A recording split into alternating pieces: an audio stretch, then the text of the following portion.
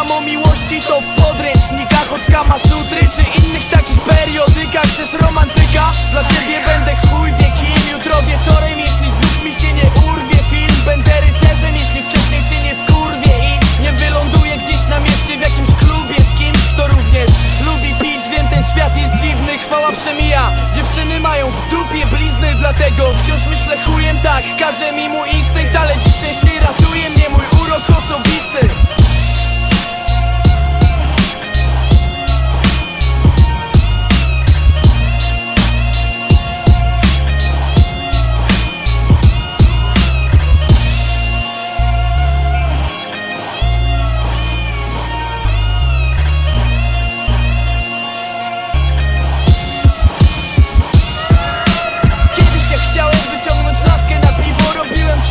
Stawałem na głowie jak bibo, jak chciałem mieć buty Reebok, to lałem paliwo, a w międzyczasie zagrałem kilka imprez na żywo. Nie byłem najtwardszy w klasie jak co drugi twardziel, co jarał szlugi, a dziś spłaca długi za gandzie. I nadal myślisz, że jest geniuszem jak Doogie Howser, ale to ja wiem, co jego dupa lubi najbardziej. I to mnie zgubi po gardle, wciąż typami co w palce biorą długopis, potem zostawiają gówno na kartce.